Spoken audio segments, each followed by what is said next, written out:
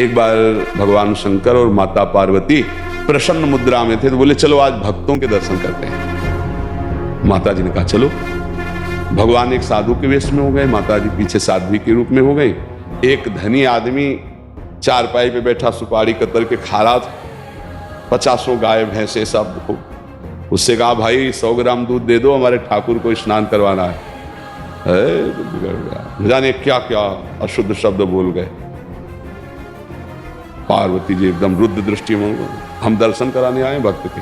पहले धूप का कष्ट सह ले तो छाया का सुख मिलता है, पहले अभक्त के दर्शन करो तब तुम्हें भक्त के दर्शन कराएंगे। हटे भगवान शिव और कहा हे भगवान श्री हरि, इसके पास जितनी संपत्ति है इससे और 100 गुना इसकी बढ़ जाए। माता जी ने ऑर्डर दानी तो कहते ही उसने 100 ग्राम दूध नहीं दिया, गाली दी ऊपर से।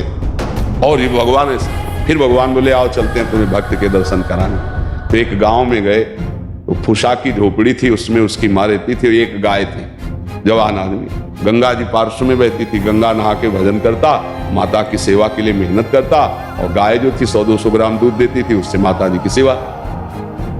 भगवान शिव गए भैया ठाकुर जी की सेवा के लिए 100 ग्राम दूध, तो थोड़ा दूध देती थी, पूरा दूध रख दिया, पाओ आप ऐसे पाया। थोड़ी देर भगवत चर्चा की, चल दिए और कहा हे भगवान इसकी गैया और मैया दोनों ले लो। अंबा जी को अब नहीं रहा गया, बोले जो 100 ग्राम दूध ले दिया उसको 100 गुना संपत्ति दे दी।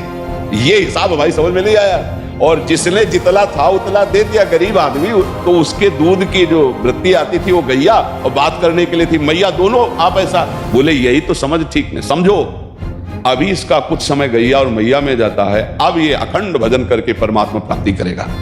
और वो उतने वैभव में तो अपमान संत का कर दिया, जब 100 गुना और बढ़ेगा तो महापाप करेगा, नरक जाएगा। समझ रहे? तो भगवान के विधान को हम लोग समझ नहीं पा रहे।